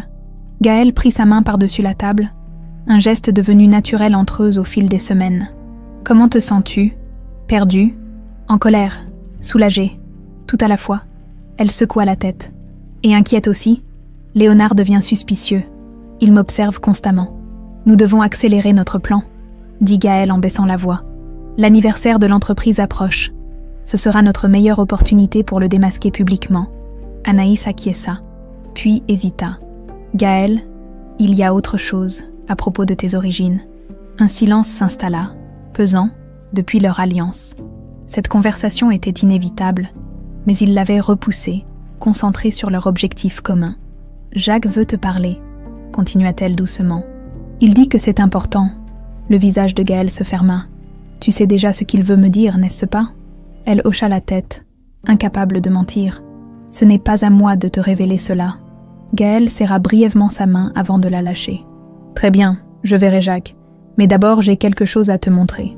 Quelque chose que Léonard a essayé d'utiliser contre nous. » Il sortit de sa veste une chemise contenant plusieurs documents. Il a fait déposer cela sur mon bureau ce matin, sans mots, sans explication. Juste un avertissement silencieux. Anaïs parcourut les papiers, son visage pâlissant au fur et à mesure. Il s'agissait de rapports médicaux falsifiés, suggérant que Thomas avait eu une liaison avec une certaine Marie Lefrançois, un nom fabriqué de toutes pièces, qui aurait donné naissance à une fille, Anaïs, selon ses documents. Cette dernière aurait été placée à l'orphelinat suite au décès de sa mère. « C'est absurde », souffla-t-elle. « Ces documents sont des faux grossiers. Pour nous, oui, mais pour la presse, pour le conseil d'administration, il insinue que nous serions demi-frères et sœurs, partageant le même père. » Gaël désigna la dernière page. Une photo d'eux deux dans les jardins du manoir, leurs mains enlacées, leurs visages proches. Il essaie de nous faire chanter, de nous séparer. Une vague de colère submergea Anaïs. Il est tombé bien bas. Cette tactique révèle une chose. Il a peur. Il sent qu'il perd le contrôle. Gaël rangea les documents. Je vais rencontrer Jacques. Il est temps que je connaisse toute la vérité. Le jardin du Luxembourg baignait dans la lumière dorée du soir, lorsque Gaël s'assit sur le banc, où l'attendait Jacques Delorme. Les deux hommes s'observèrent en silence, chacun cherchant dans le visage de l'autre un reflet de lui-même. « Merci d'être venu », commença Jacques, sa voix trahissant son émotion. Anaïs a dit que c'était important. Gaël maintenait une distance délibérée, méfiant malgré lui. Jacques hocha la tête. « Léonard t'a toujours fait croire que tu étais le fils illégitime de Thomas, n'est-ce pas? Né d'une liaison avec Eugénie. L'ancienne gouvernante du manoir. C'est ce qu'on m'a répété toute ma vie. C'est un mensonge. » Jacques sortit de sa sacoche une vieille photographie. Lui-même, plus jeune, aux côtés d'une belle femme brune tenant un bébé. Eugénie était ma femme, de cœur, sinon de papier. Et ce bébé, c'est toi, Gaël, mon fils. Un long silence s'installa, rompu seulement par le bruissement des feuilles dans la brise du soir. « Pourquoi devrais-je te croire ?» demanda finalement Gaël, sa voix trahissant pourtant son trouble. « Regarde-nous » répondit simplement Jacques. Même forme des yeux, même pli au front quand nous sommes contrariés, même groupe sanguin rare. Au négatif, Léonard a utilisé ton existence pour manipuler Thomas, pour le faire douter de lui-même pendant ces rares moments de lucidité. Si tu es mon père, pourquoi m'avoir abandonné ? La douleur qui traversa le visage de Jacques était si palpable que Gaël regretta presque sa question. Léonard nous a découverts, Eugénie et moi. Il a menacé de vous faire du mal si je ne disparaissais pas. J'ai cru vous protéger en partant. Sa voix se brisa. Quand j'ai appris qu'il vous avait séparés, qu'il t'avait envoyé en Suisse et elle en Provence, il était trop tard. J'étais déjà impliquée dans la recherche d'Anaïs. Ma mère, est-elle toujours vivante? Oui, mais Léonard la maintient isolée dans une propriété près de Nice. Elle croit que tu la rejettes, que tu as choisi Thomas comme père. Encore un des mensonges de Léonard. Gaël se leva brusquement, submergé par les émotions. « J'ai besoin de temps pour assimiler tout ça. » Jacques s'acquiesça avec résignation. « Je comprends. Mais avant que tu partes, il y a une chose que tu dois savoir. » Il tendit une enveloppe similaire à celle qu'Anaïs avait reçue plus tôt. « J'ai fait faire un test ADN également. Les résultats confirment ce que je t'ai dit. Tu n'es pas un chevalier. Gaël, tu n'as jamais été lié à cette famille par le sang. » Gaël prit l'enveloppe, son monde entier basculant sur son axe. « Cela signifie que tes sentiments pour Anaïs n'ont rien d'interdit, » compléta doucement Jacques. « Vous n'êtes pas liés par le sang. Le chantage de Léonard ne repose que sur des mensonges. » Cette révélation sembla transformer Gaël. Un poids invisible quitta ses épaules. « Merci, père. » Ce simple mot, prononcé avec hésitation, fut la plus belle récompense que Jacques pouvait espérer après 23 ans d'absence. Thomas Chevalier se tenait immobile devant la fenêtre de son bureau, observant Paris s'illuminer progressivement dans le crépuscule. Depuis plusieurs semaines, son esprit s'éclaircissait par intermittence, des souvenirs longtemps enfouis remontant à la surface comme des bulles dans un étang stagnant. La porte s'ouvrit sans qu'on ait frappé. « Tu n'as pas pris tes médicaments », constata Léonard en entrant. « Non », répondit simplement Thomas sans se retourner. « Le docteur Moreau insiste », insista Léonard, une tension inhabituelle dans la voix. « Pour ton bien. » « Pour mon bien ?» Thomas se tourna lentement, révélant un regard plus lucide que Léonard ne l'avait vu depuis des années. « Ou pour le tien, mon frère ? Je ne comprends pas. Je crois que si. » Thomas s'approcha du bureau et ouvrit un tiroir. « J'ai retrouvé ceci ce matin. Un rapport de police daté d'avril 1997, classé sans suite faute de preuves, concernant l'enlèvement de ma fille. » Léonard maintint un visage impassible. « Pourquoi ressasser ces souvenirs douloureux ? Parce que ma fille est revenue, » répondit calmement Thomas. « Et que tu le sais. » Un silence glacial s'installa entre les deux frères. « Anaïs Lefrançois, » continua Thomas, « ma petite Anaïs, que tu as fait enlever pour t'assurer que je n'aurais pas d'héritier légitime, que tu as placé dans cet orphelinat après avoir fait disparaître toute trace de son identité. C'est absurde, » répliqua Léonard. « Ta maladie te fait délirer. »« Ma maladie ?» Thomas eut un rire sans joie. « Tu veux parler des médicaments que tu me fais prendre depuis 23 ans ? ceux que le docteur Moreau prescrit sans aucune nécessité médicale réelle, Léonard pâlit légèrement. « Tu as besoin d'aide, Thomas. Tu deviens paranoïaque. » J'ai vu les résultats du test ADN, lâcha Thomas comme une bombe. Anaïs est bien ma fille, et Gaël n'est pas mon fils. Il ne l'a jamais été. C'était juste un autre de tes mensonges pour me manipuler. Les masques tombaient un à un. Léonard abandonna sa façade de préoccupation fraternelle, son visage se durcissant. « Tu ne peux rien prouver, » siffla-t-il. « Et même si tu le pouvais, qui te croirait, un homme mentalement instable depuis des décennies, contre moi qui ai maintenu l'entreprise à flot pendant que tu te perdais dans tes délires? Le conseil d'administration pourrait être intéressé par certains transferts financiers douteux que j'ai découverts, » répliqua Thomas. « Des millions détournés vers des comptes personnels, tes comptes ?» Léonard blêmit. « Tu bluffes? L'anniversaire de l'entreprise approche, » continua calmement Thomas. « Ce sera l'occasion parfaite pour annoncer mon retour aux affaires et présenter officiellement ma fille comme mon héritière légitime. Tu ne feras jamais ça, » gronda Léonard, laissant transparaître pour la première fois une panique réelle. « Nous verrons, mon frère, nous verrons. » Après le départ furieux de Léonard, Thomas s'effondra dans son fauteuil, épuisé par cet affrontement. La confrontation avait exigé plus d'énergie qu'il n'en avait. Les médicaments, même à dose réduite, continuaient de saper ses forces. Il prit son téléphone et composa un numéro. « Anaïs, c'est fait. Il sait que nous savons. Soyez prudents. » Tous les deux, dans la pénombre croissante de son bureau, Thomas Chevalier sourit faiblement. Pour la première fois depuis des décennies, l'espoir d'une justice longtemps différée semblait enfin à portée de main. Les préparatifs pour le 25e anniversaire du groupe Chevalier transformaient la tour Chevalier en une ruche bourdonnante. Partout, des employés s'affairaient à finaliser les moindres détails de ce qui s'annonçait comme l'événement corporate de l'année. Banderoles aux couleurs de l'entreprise, arrangements floraux somptueux, champagne millésimé. Rien n'était trop beau pour célébrer ce quart de siècle de réussite économique. Dans son bureau, Anaïs observait ce ballet frénétique avec un mélange d'appréhension et de détermination. L'événement prévu dans 2 jours ne serait pas seulement une célébration, ce serait le théâtre d'une confrontation longuement préparée. Mademoiselle Lefrançois. La voix de Madame Mercier l'attira de ses pensées. « Monsieur Léonard souhaite vous voir immédiatement dans la salle de conférence au sujet du placement des invités. » Anaïs acquiesça, tentant de masquer son inquiétude. Depuis la confrontation entre Thomas et Léonard 3 jours plus tôt, ce dernier se montrait d'une politesse glaciale envers elle.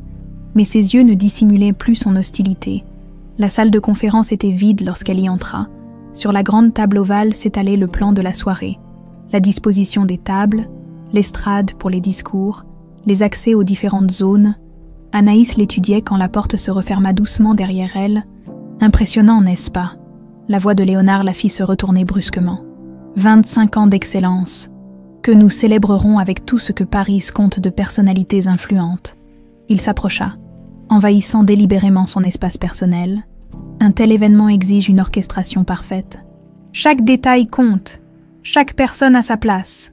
Le sous-entendu était évident.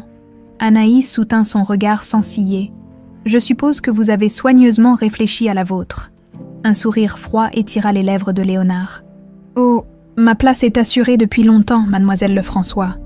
Ou devrais-je dire, mademoiselle Chevalier. » Le cœur d'Anaïs manqua un battement, mais elle maintint une expression neutre. « Je ne comprends pas. Cessons ce petit jeu, voulez-vous ?» Léonard désigna le plan de table. « Thomas prévoit une annonce spéciale. Il compte te présenter comme sa fille miraculeusement retrouvée. L'héritière légitime, revenue d'entre les morts. » Son visage se durcit. « C'est un récit touchant, mais qui comporte un défaut majeur. Il repose sur un test ADN que j'ai déjà remplacé. » Anaïs sentit un frisson glacé parcourir son échine. « Pardon. » Le docteur Catherine Moreau est peut-être la meilleure amie de Gisèle. Mais son assistant de laboratoire a un prix, comme tout le monde. Léonard sortit une enveloppe de sa poche. Voici les véritables résultats qui indiquent une absence totale de lien biologique entre toi et les chevaliers. L'esprit d'Anaïs tourbillonnait. Était-ce un bluff? Léonard avait-il vraiment corrompu l'assistant du laboratoire? Si vous croyez m'intimider, ce n'est qu'un début, l'interrompit-il, son ton devenant plus menaçant. J'ai également préparé un dossier très complet sur Jacques Delorme, ses activités douteuses, sa disparition soudaine après l'enlèvement de la petite Anaïs, il fera un coupable idéal. Quant à Gaël, son sourire s'élargit. J'ai des documents prouvant sa participation à diverses fraudes financières, falsifiées, bien sûr, mais suffisamment convaincants pour le conseil d'administration et les autorités. Il se pencha vers elle, baissant la voix. « Voici mon offre. Disparais. Retourne à ta vie insignifiante. Oublie les chevaliers. En échange, j'épargnerai Gaël et ce vieux fou de Jacques. Et si je refuse? Alors prépare-toi à les voir détruits. » Il consulta sa montre avec une désinvolture étudiée. « Tu as jusqu'à demain midi pour me donner ta réponse. » Sur ces mots, il quitta la pièce, laissant Anaïs seule avec le poids de cette menace à peine voilée. « Il bluffe !»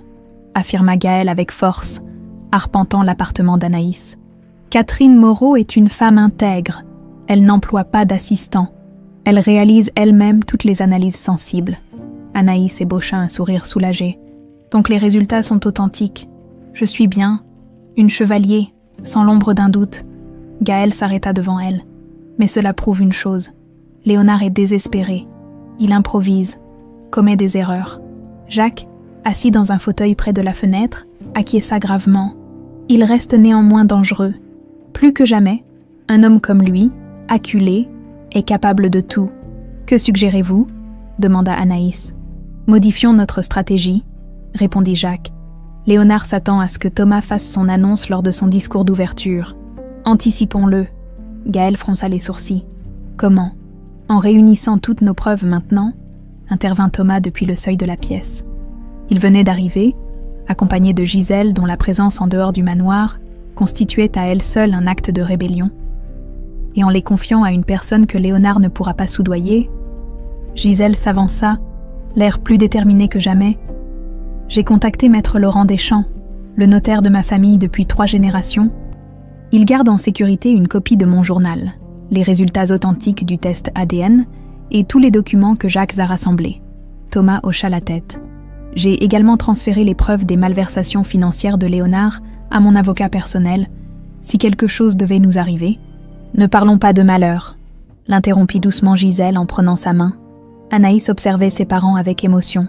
Malgré les médicaments qui continuaient d'affaiblir Thomas et les années d'isolement de Gisèle, leur amour semblait intact, préservé comme un trésor précieux à travers les épreuves. Léonard ne reculerait devant rien pour conserver son pouvoir, reprit Jacques. Nous devons être préparés à tout, y compris à un geste désespéré pendant la soirée, ajouta Gaël. J'ai discrètement renforcé la sécurité en engageant des agents qui ne répondent qu'à moi. Thomas sourit faiblement. Tu as toujours eu un sens de l'anticipation remarquable. Tu tiens ça de ton père. Gaël échangea un regard avec Jacques, une reconnaissance silencieuse de leur lien nouvellement accepté. Voici mon plan, reprit Thomas en déroulant les plans de la soirée sur la table basse. Au lieu d'attendre mon discours officiel, je prendrai la parole dès le début de la réception, avant même les cocktails. J'annoncerai que je reprends le contrôle total de l'entreprise et que j'ai une invitée spéciale à présenter. Léonard ne s'y attendra pas, approuva Gisèle. Il pense avoir encore du temps pour contrer notre offensive. Pendant ce temps, continua Jacques, j'aurais positionné mes anciens collègues de la sécurité à des points stratégiques, des hommes loyaux, qui ne répondent pas à Léonard. Anaïs se leva, parcourant les visages de ces personnes devenues sa famille retrouvée. Et moi, quel est mon rôle dans tout cela? Thomas s'approcha d'elle, posant une main affectueuse sur son épaule. Toi, ma fille, tu seras simplement toi-même, l'héritière légitime, revenue pour réclamer sa place. Ta seule présence est la plus puissante des accusations contre Léonard. À cet instant, le téléphone de Gaël sonna.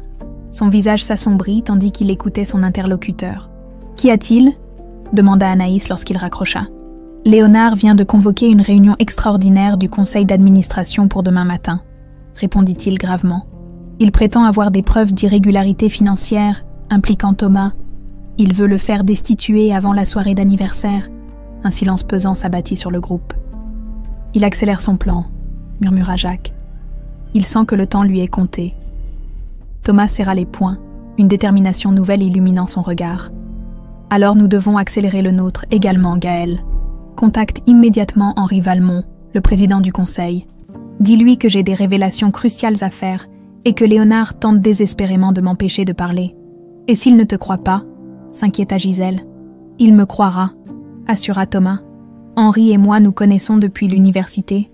Il a toujours eu des doutes sur la soudaineté de mon déclin. Anaïs observait cette mobilisation avec un mélange d'admiration et d'appréhension. En l'espace de quelques semaines, sa vie avait basculé d'une existence ordinaire à un combat pour la justice et la vérité aux côtés de sa famille retrouvée. « Demain soir », dit-elle avec une assurance nouvelle, « nous mettrons fin à 23 ans de mensonges. » Alors qu'ils finalisaient leur stratégie, aucun d'eux ne remarqua la silhouette qui s'éloignait discrètement de la fenêtre entr'ouverte. Un des hommes de Léonard, qui venait d'entendre chaque détail de leur plan, le grand palais scintillait sous les projecteurs. Transformé pour l'occasion en un écrin de luxe aux couleurs du groupe Chevalier, des voitures prestigieuses défilaient devant l'entrée, déversant un flot continu de personnalités du monde des affaires, de la politique et de la haute société parisienne. Les photographes se bousculaient, immortalisant chaque arrivée sous les flashs crépitants. Dans une limousine stationnée à distance, Anaïs observait ce spectacle avec un mélange d'appréhension et de détermination. Vêtue d'une élégante robe bleu nuit, la couleur emblématique des chevaliers, elle attendait le signal convenu. « Tout est en place », annonça Jacques en raccrochant son téléphone. Les hommes de sécurité sont positionnés. Gaël est déjà à l'intérieur, surveillant Léonard. Thomas, assis à côté d'Anaïs, lui prit la main, malgré les semaines de réduction progressive des médicaments. Il restait fragile, mais sa détermination était intacte. « Es-tu prête, ma fille ?» Ce simple mot, « ma fille », continuait de provoquer en elle une émotion intense. « Oui, père », Gisèle, resplendissante dans une robe crème qui contrastait magnifiquement avec son élégante chevelure argentée, ajusta nerveusement son collier de perles. « Léonard ne s'attend pas à me voir. Il pense que je suis restée au manoir, sous sédatif. »« C'est notre avantage », confirma Jacques. « Votre présence, madame, sera un choc pour lui. » Le téléphone d'Anaïs vibra. Un message de Gaël. « Léonard semble nerveux. Il vérifie constamment sa montre. Quelque chose ne va pas. Soyez prudent. » La limousine s'engagea dans l'allée menant au Grand Palais. Le moment de vérité approchait, à l'intérieur. Sous la majestueuse verrière illuminée, l'élite parisienne s'extasiait devant la transformation spectaculaire du lieu. Des projections retraçaient l'histoire du groupe Chevalier. Depuis sa fondation jusqu'à son statut actuel de conglomérat international, un portrait géant de Thomas dans ses jeunes années dominait l'entrée. Une image figée dans le temps. D'avant la tragédie qui avait bouleversé la famille, Gaël circulait parmi les invités, souriant, échangeant des politesses, tout en gardant un œil sur Léonard qui se tenait près de l'estrade, entouré de membres du conseil d'administration. À plusieurs reprises, il l'avait surpris consultant discrètement son téléphone. Puis, scrutant les entrées avec une impatience mal dissimulée, Henri Valmont, le président du conseil, s'approcha de Gaël. « Votre père m'a contacté ce matin avec des allégations troublantes, » murmura-t-il. « Est-ce vrai ? Tout ceci n'est qu'une façade masquant des années de manipulation. Vous en jugerez par vous-même très bientôt, » répondit Gaël. « Restez près de l'estrade, vous ne voudriez pas manquer ce qui va suivre. » Un murmure parcourut soudain l'assemblée. Thomas Chevalier venait de faire son entrée, marchant d'un pas plus assuré que la plupart des invités ne l'avaient vu depuis des années, à son bras, une Gisèle rayonnante, que beaucoup n'avaient pas vue en public depuis l'enlèvement de leur fille, et légèrement en retrait, une jeune femme dont la ressemblance avec Gisèle frappa immédiatement ceux qui connaissèrent la famille. Léonard se figea, son visage se décomposant brièvement avant qu'il ne reprenne le contrôle. D'un geste sec, il fit signe à l'orchestre de s'arrêter et s'avança vers le micro. « Mesdames et messieurs, quelle merveilleuse soirée !» Sa voix, amplifiée, résonna sous la verrière. « Bienvenue à ce 25e anniversaire du groupe Chevalier.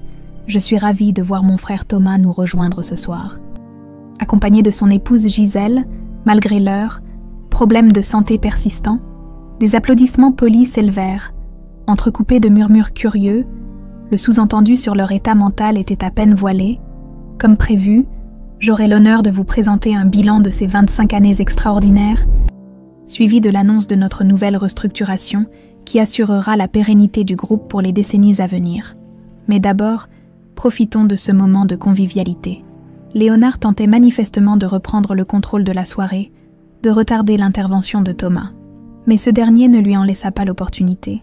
D'un pas décidé, il monta sur l'estrade et prit le micro des mains de son frère. « Merci, Léonard, pour cette introduction, dit-il d'une voix ferme qui surprit l'assemblée.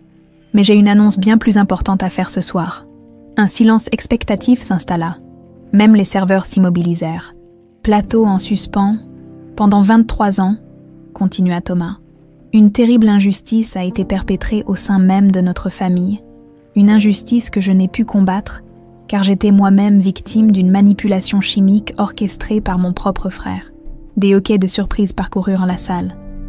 Léonard s'avança, tentant d'interrompre. « Thomas, tu n'es manifestement pas dans ton état normal. » « Au contraire, » répliqua Thomas avec une autorité retrouvée. « Pour la première fois depuis des décennies, je suis parfaitement lucide, grâce à l'intervention de personnes courageuses. J'ai pu progressivement me libérer des médicaments que tu me faisais administrer pour me contrôler. » Les murmures s'intensifièrent, des smartphones se levèrent, filmant la scène surréaliste. « Ce soir, » reprit Thomas, « j'ai l'immense joie d'annoncer que ma fille, Anaïs Chevalier, que beaucoup croyaient morte depuis son enlèvement, nous a été miraculeusement rendue. » Il tendit la main vers Anaïs qui monta sur l'estrade. Le cœur battant, les flashs des appareils photo crépitèrent frénétiquement. Des tests ADN irréfutables confirment son identité, continua Thomas en prenant la main de sa fille. Des tests que mon frère a tenté de falsifier, tout comme il a orchestré son enlèvement il y a 23 ans, pour s'assurer que je n'aurais pas d'héritier légitime. Léonard s'empara soudain d'un autre micro. C'est absurde. Mon frère souffre de troubles mentaux chroniques. Cette femme est une opportuniste qui profite de sa vulnérabilité. J'exige que la sécurité l'escorte dehors immédiatement. Aucun garde ne bougea. Jacques avait fait son travail. Les hommes de Léonard avaient été neutralisés et remplacés. Gisèle monta à son tour sur l'estrade, se plaçant aux côtés de sa fille retrouvée. Les seuls troubles mentaux dont nous souffrions, mon mari et moi, étaient ceux induits par les médicaments que tu nous imposais, Léonard. Des médicaments non homologués, prescrits par un médecin radié de l'ordre dans son pays d'origine. Henri Valmont et plusieurs membres du conseil d'administration s'approchèrent de l'estrade, visiblement choqués par ces révélations. Léonard, voyant la situation lui échapper, changea brusquement de tactique. C'est un complot orchestré par cette prétendue héritière et son complice, Gaël Delorme, qui n'est même pas le fils de Thomas comme nous l'avons tous cru. Ils ont manipulé mon frère fragile pour s'emparer de l'entreprise. Tu as raison sur un point, intervint Gaël en montant à son tour sur l'estrade. Je ne suis pas le fils de Thomas. C'est toi qui as créé ce mensonge pour manipuler davantage ton frère. Je suis le fils de Jacques Delorme, que tu as fait chanter et écarter pour faciliter tes plans. Jacques apparut alors, tenant une sacoche. J'ai ici tous les documents prouvant les crimes de Léonard Chevalier, l'enlèvement d'Anaïs, la falsification de documents, les détournements de fonds, l'administration de substances dangereuses. Le visage de Léonard se déforma sous l'effet d'une rage incontrôlable.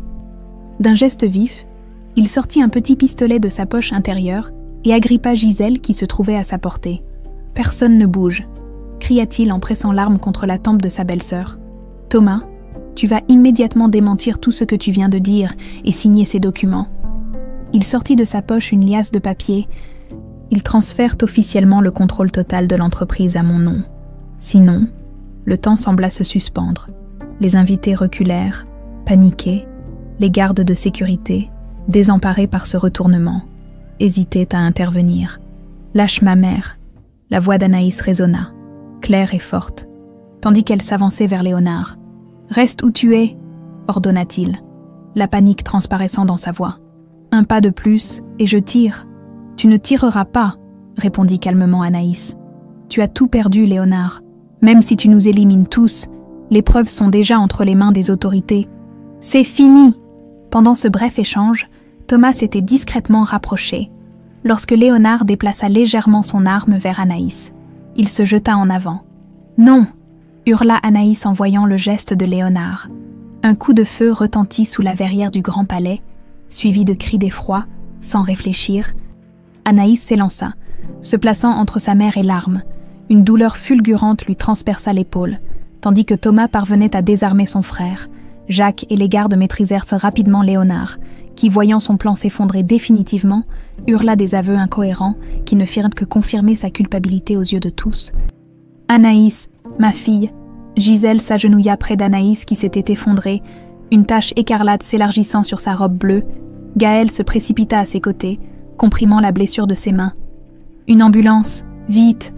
Tandis que la cohue s'organisait autour d'elle, Anaïs eut une étrange sensation de paix. La douleur était intense, mais quelque chose de plus fort l'habitait. Le sentiment d'avoir enfin retrouvé sa place, son identité, sa famille. Pour la première fois depuis qu'elle avait découvert la vérité, elle se sentait pleinement Anaïs Chevalier. « Tiens bon !» murmura Gaël, ses yeux rivés aux siens avec une intensité désespérée. « Je ne te perdrai pas maintenant que je t'ai trouvé. » Alors que les sirènes des ambulances se rapprochaient, Anaïs serra faiblement la main de Gaël. « Tu ne me perdras pas », promit-elle dans un souffle. « Jamais. » Le moniteur cardiaque émettait son bip régulier dans la chambre d'hôpital plongée dans la pénombre. Anaïs était immobile, son teint pâle contrastant avec ses cheveux sombres étalés sur l'oreiller. La balle avait traversé son épaule. Manquant miraculeusement les artères principales mais causant une importante perte de sang, Gaël n'avait pas quitté son chevet depuis 3 jours. Refusant de dormir ailleurs que dans le fauteuil inconfortable près du lit, Thomas et Gisèle se relayaient à ses côtés, redécouvrant leur rôle de parents dans ces circonstances dramatiques. « Son groupe sanguin est extrêmement rare », avait expliqué le médecin. « Nous avons presque épuisé nos réserves d'Ab négatif. Si son état se détériore, nous pourrions avoir besoin d'une transfusion supplémentaire. » Jacques, qui attendait dans le couloir, avait immédiatement réagi. « Mon fils, Gaël, faites-lui un test de compatibilité. » Le résultat était tombé quelques heures plus tard. Stupéfiant l'équipe médicale, Gaël était compatible, non pas parce qu'il partageait le même groupe sanguin qu'Anaïs, mais parce qu'il possédait le groupe O négatif, le donneur universel, une rareté génétique héritée de Jacques, confirmant définitivement leur lien biologique. Cette découverte avait été un soulagement pour tous, mais surtout pour le couple. Le fantôme d'une possible parenté, entretenu par les mensonges de Léonard, s'était définitivement évanoui. En ce 4e matin, alors que la lumière de l'aube filtrait à travers les stores, Anaïs ouvrit enfin les yeux. Son regard se posa immédiatement sur Gaël, endormi dans une posture inconfortable, sa main toujours enlacée à la sienne. « Gaël » murmura-t-elle d'une voix rauque. Il s'éveilla en sursaut, ses yeux s'illuminant en la voyant consciente. « Tu es revenu » souffla-t-il en serrant doucement sa main. « J'ai eu tellement peur. Que s'est-il passé après ?» Sa gorge était sèche, les mots difficiles à former. Gaël lui tendit un verre d'eau avec une paille. Léonard a été arrêté sur place. Il a pratiquement hurlé ses aveux devant 300 témoins, dont la moitié filmaient avec leur smartphone. Un sourire amer traversa son visage. La presse s'en donne à cœur joie. L'héritière perdue. La dynastie Chevalier retrouve sa princesse.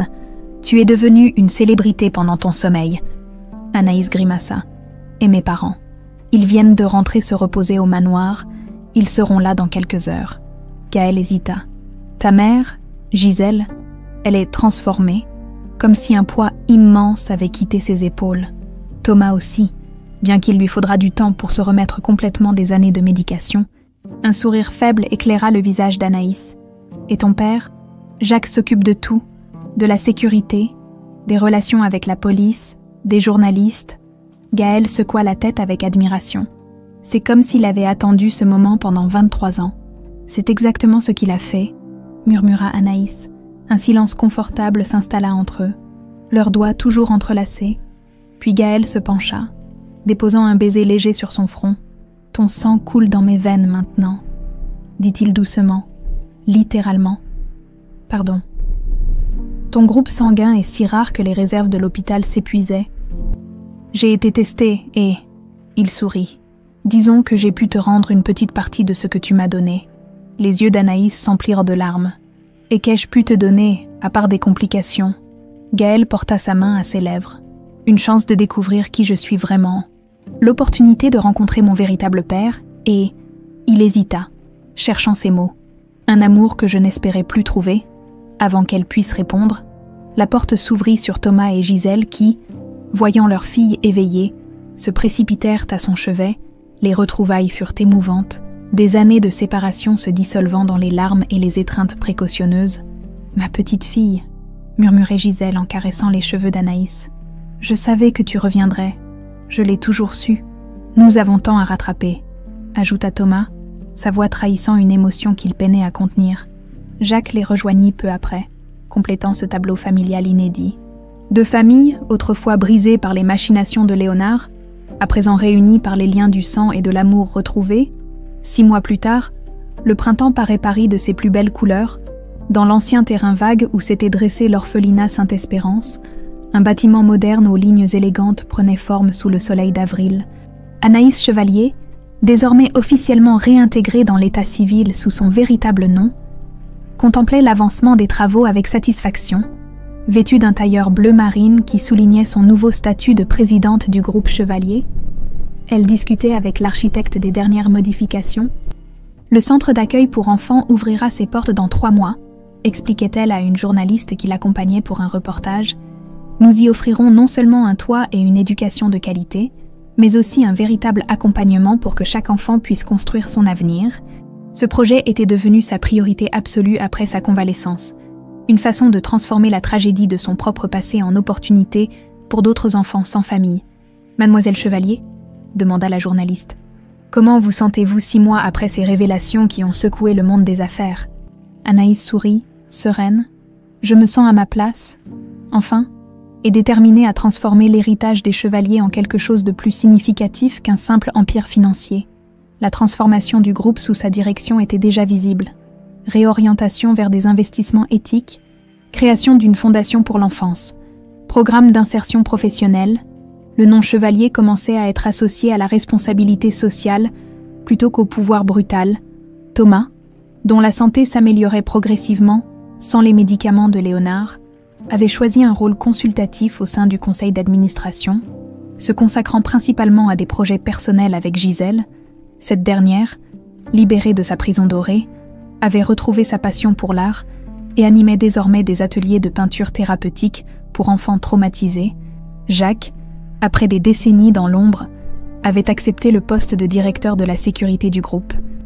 Méticuleux dans la protection de cette famille qu'il avait passé sa vie à chercher, il avait également repris contact avec Eugénie, la mère de Gaël, qui s'était finalement installée près de Paris pour reconstruire lentement une relation avec le fils dont elle avait été séparée. Quant à Léonard, son procès médiatisé avait révélé l'étendue de ses crimes: kidnapping, administration de substances dangereuses, séquestration, détournement de fonds, tentative de meurtre. La liste semblait sans fin. Sa condamnation à 30 ans de réclusion avait été accueillie avec un soulagement général. « Une dernière question », insista la journaliste, tandis qu'elle regagnait la voiture. « Des rumeurs circulent concernant votre relation avec Gaël Delorme. Pouvez-vous les confirmer ?» Anaïs sourit mystérieusement. « Ma vie privée reste privée, mais je peux vous dire que certaines histoires ont droit à une fin heureuse. » Dans la voiture qui les ramenait vers le manoir Chevalier, Anaïs observait Paris défiler par la fenêtre. La ville qui l'avait toujours accueillie sans jamais vraiment être son foyer lui apparaissait désormais sous un jour nouveau, comme un écrin familier pour une vie réinventée. Au manoir, Gaël l'attendait dans les jardins, où avaient été installées des chaises pour la petite cérémonie prévue le lendemain. Un engagement privé, loin des feux médiatiques qui avaient accompagné leur histoire. « Comment était ton interview ?» demanda-t-il en l'accueillant d'un baiser. « Prévisible, l'héritière retrouvée qui révolutionne l'entreprise familiale fait toujours vendre. » Elle sourit en enlaçant sa taille. « Mais j'ai gardé le meilleur pour nous. » Ils marchèrent jusqu'à l'imposant chêne, où une balançoire avait été réinstallée, identique à celle des souvenirs fragmentés d'Anaïs, au pied de l'arbre, dans un socle spécialement conçu, se dressait le petit cadre noir contenant la photographie qui avait tout déclenché. Cette image d'une petite fille aux boucles châtain, qui avait traversé le temps pour réunir ce qui avait été brisé. « C'est ici que je t'ai demandé de m'épouser la première fois », dit Gaël en effleurant le cadre. Il me semblait approprié d'y placer ce témoin silencieux de notre histoire. Le lendemain, dans l'intimité du jardin, entourés seulement de leur famille réconciliée, Anaïs et Gaël échangèrent leurs vœux, non pas comme l'héritière Chevalier et le fils Delorme, mais simplement comme 2 personnes que le destin avait cruellement séparées avant de miraculeusement réunir, debout sous le grand chêne, dans la lumière dorée du soleil couchant. Ils contemplaient leurs parents qui discutaient sur la terrasse. Thomas et Gisèle. Jacques et Eugénie, 4 personnes dont les vies avaient été brisées puis reconstruites comme un miroir de leur propre destinée. Qui aurait cru, murmura Anaïs en se blottissant contre Gaël, que nos origines perdues nous mèneraient l'un vers l'autre. Peut-être que certains liens sont simplement indestructibles. répondit-il en déposant un baiser sur son front. Même les ombres les plus épaisses finissent par céder à la lumière. Et tandis que le soleil embrasait l'horizon parisien, son éclat dorait le cadre noir qui avait révélé un secret et changé leur destin à jamais, témoin silencieux que même les histoires commencées dans la douleur peuvent se transformer en promesses de bonheur.